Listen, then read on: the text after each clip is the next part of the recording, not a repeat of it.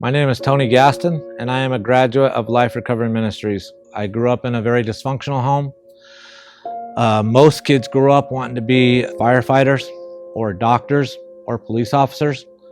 I grew up being very negatively influenced by my father, who was a drug addict and a convict. He glorified that lifestyle to me, told me stories where there was honor and respect and all this stuff, and I grew up wanting to be like him and wanting to be like those stories he told me. And as I grew up to become that, I did horrible things, and horrible things was done to me. I was molested. I was molested by an uncle.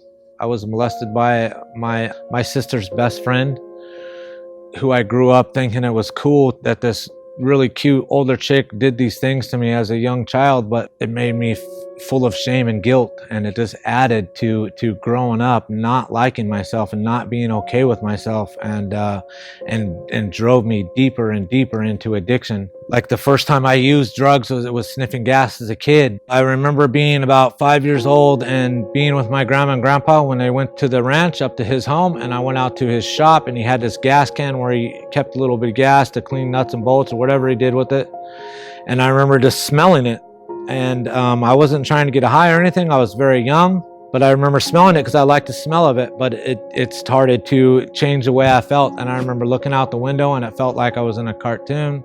Then, like as I got older, I would still roaches. I would still pop marijuana from my dad, and I would smoke it. I started using methamphetamines when I was 13. My sister gave me my first line, and from there it just continued to get worse and worse and worse. I started using IV methamphetamines when I was 18 years old, and shortly after that, I was around a lot of people who manufactured meth, and I learned how to manufacture meth, and that was my life for a long time, running around the streets of Orville like a cockroach, doing everything I can to get all the stuff to make some meth, or helping this guy cook meth, or whatever, just to feed my addiction, to do anything I could to not feel what I was feeling, to stick another needle in my arm to numb the pain. I continued to do horrible things to feed my addiction. I would rob people. I would do whatever I can to get my next fix, to get my next bag. Along the way, I had children, and I remember when my sons were young, and we were sitting at breakfast, and we were having a conversation about superheroes, and I was asking them which ones were their favorite superhero. And my oldest son, he looked at me, and he told me that I was his hero. And as time went on, and I got more involved in my drugs, and addiction grew worse and worse, I broke his trust and I broke his heart. And as that stuff continued to happen, I hated myself worse and worse, in and out of jail, and just continued to destroy my life and destroy the lives around me. So I would have periods of doing good and getting clean, and starting to win back the trust in my children. But the last time I got into it, I went back into it deep, and I started to manufacture again, and I got a manufacturing charge. And my sons are older now, and they are old enough to know and realize what's going on and what's happening, and that absolutely crushed them. Especially my oldest son, that absolutely broke his heart and crushed him, that his father was back and busted for manufacturing. And I ended up back in jail, and he wouldn't even talk to me. My sons, they wouldn't even talk to me. I had hurt them so bad. I broke their trust so much. So that was like the lowest point in my life, like in jail.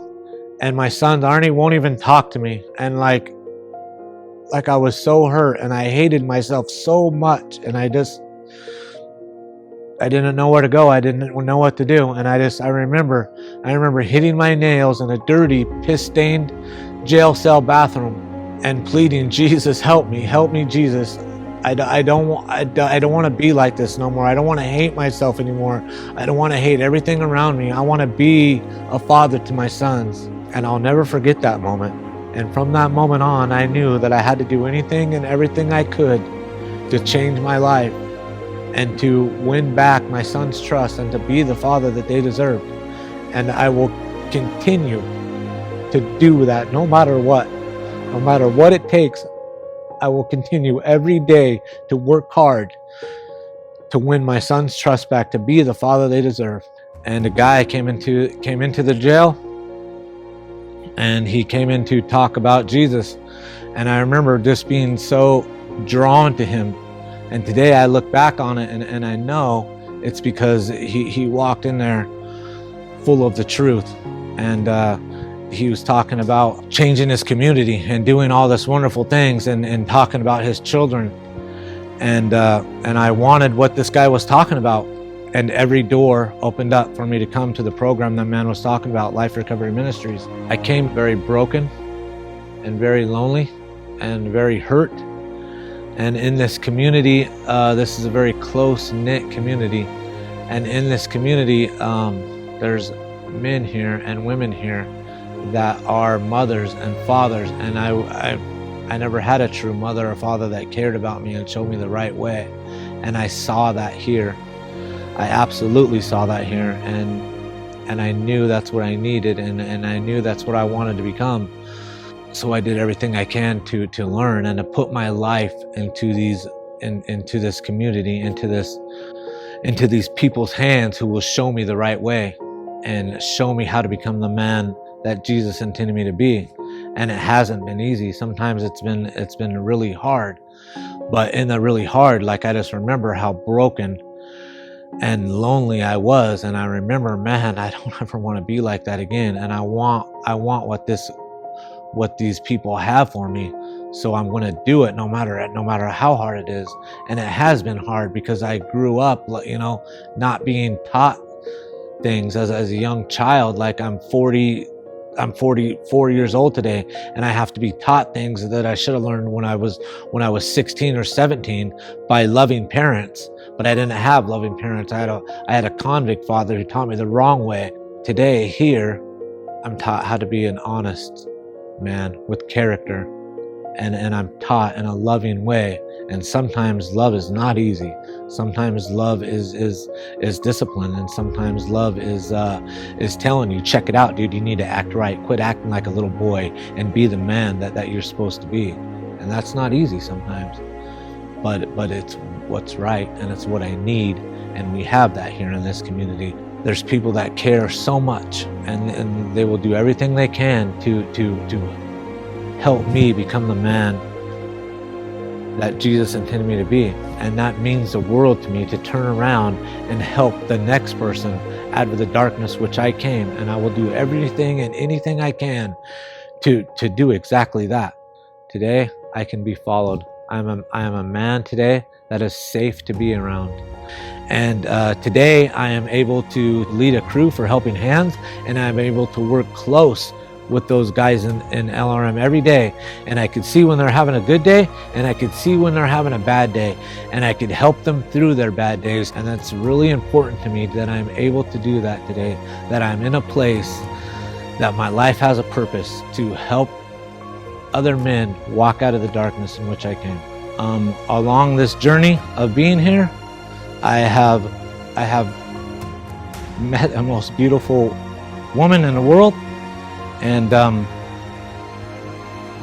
we got married, and we are in hopes of having a child. And one of the most wonderful things that I could think of is that child will never have to see me under the influence of drugs. They will never have to see me in a lie.